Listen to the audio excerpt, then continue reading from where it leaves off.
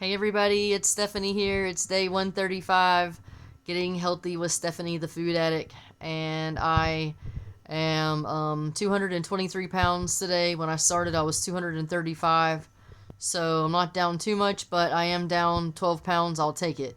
If you've been following me, you know that I've lost and gained that 10, 15 pounds back and forth like 4 times now. So hopefully this time I can just keep it moving down. I went.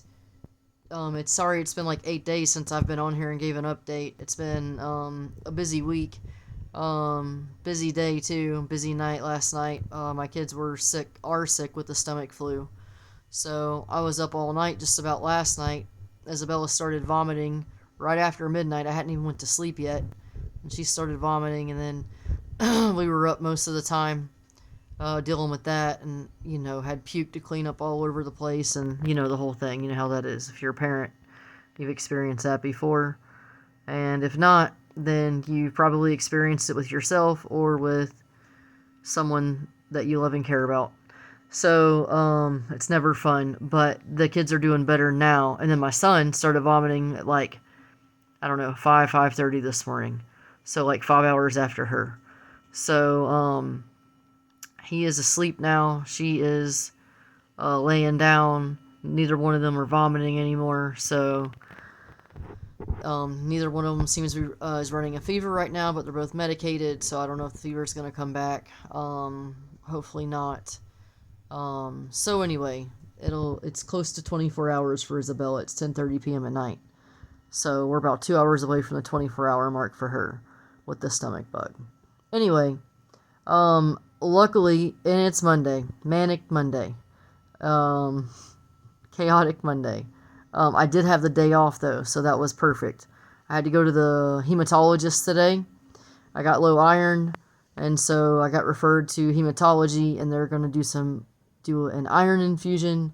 It'll be about 4 hours long, and then I follow up in 3 months, 2 to 3 days before I go for follow up back to the hematologist. They want me to go get my blood work done. They've already had the blood work done for my primary care. And so my ferritin was 26.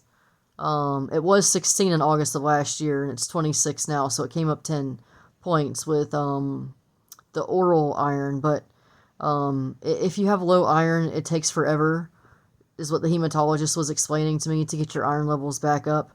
Like I think she was saying, like if you take, I don't know, 25 or 35 milligram tablet of iron, after your body absorbs it, you only get like 1 milligram of absorption through the tablet. So, I mean, like, who's got time for that? So, if you got low iron, just go get you some iron infusions. That way you can start feeling better. She says that most people feel better within 3 to 4 days. That's when they get the boost. And some it takes 2 weeks. And anyway, I'll get my blood work back, and then I'll go see her, and then we'll discuss if I need to continue iron infusions, if I need to find out what the source is that's causing them. So there's all different causes for it, and I think that I've had low iron ever since I had the kids, because I had hyperemesis gravidarum, where I vomited profusely, 40 times a day for 15 and 16 weeks with the pregnancies. And so that like took the life out of me, and I've just been trying to get my life poured back into me ever since. And so hopefully that's the cause, and if not, then the iron levels will either deplete or not be, where they're supposed to be at. And then we'll know that, okay, there's a hole somewhere. So she'll refer me to gastroenterology, to have another colonoscopy if that's the case, since I have a possible history of Crohn's, and I do have irritable bowel syndrome. But I've been in remission with Crohn's since 2012 that I'm aware of. But I never got a definitive diagnosis. The gastroenterologist I seen back then, he did a colonoscopy, in the area that was inflamed and bleeding is an area that is indicative of Crohn's. And also, he treated me with Pentasa.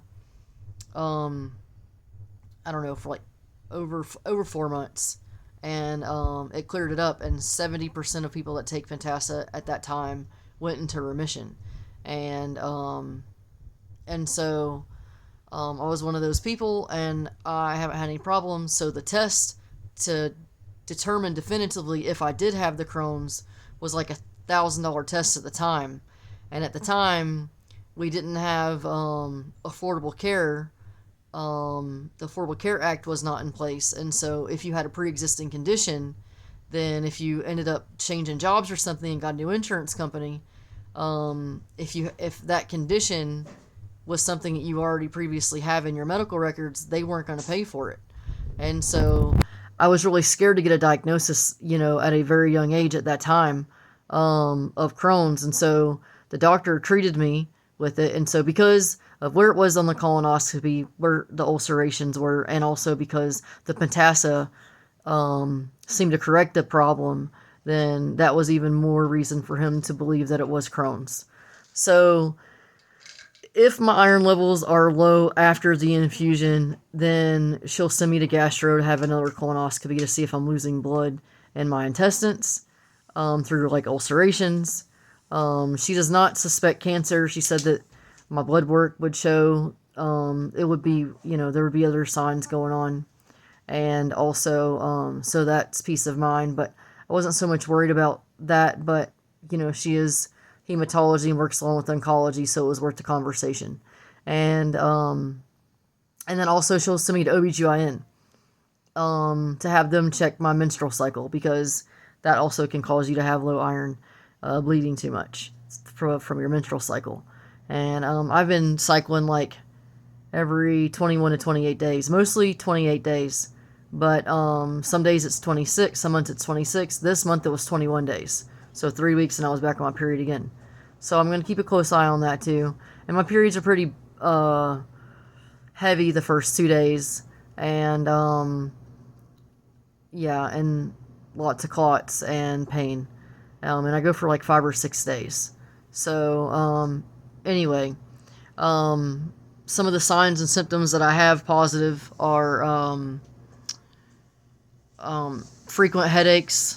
So I'm hoping that my headaches are going to go away that I have all the time once I get my iron. Irritability, mood swings. She even said low sex drive could be one, which is something that I've been struggling with. And what else were some of my signs and symptoms? I'm trying to remember. My hair is very brittle, it breaks easy. My skin, fatigue, I'm very tired.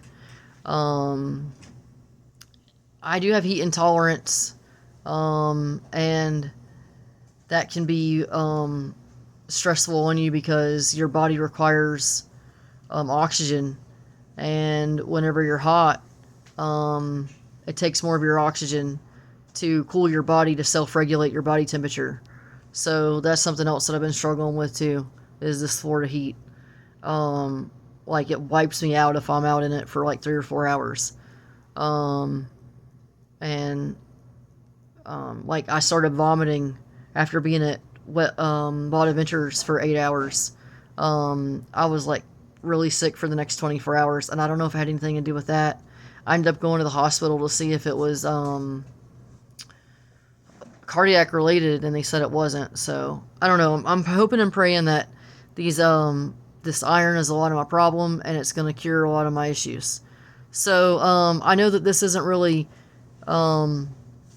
this channel is Getting Healthy with Stephanie the Food Addict. Obviously my iron deficiency, it can be, food based, because we get iron through food. And so anyway, if you're wondering why we're talking about this, I'm just talking about health as a whole. So as I go along on my journey and I'm finding issues wrong with me and I'm correcting those issues, I'm sharing those as I go. And so this may be beneficial and helpful to somebody. And if not, well, good for you. I'm glad you don't have an iron deficiency problem. So that's all I got for today, y'all. I'll come back tomorrow and fill you in on some more from this past week. And I hope you have a great night. Peace, love, happiness, and Hakuna Matata.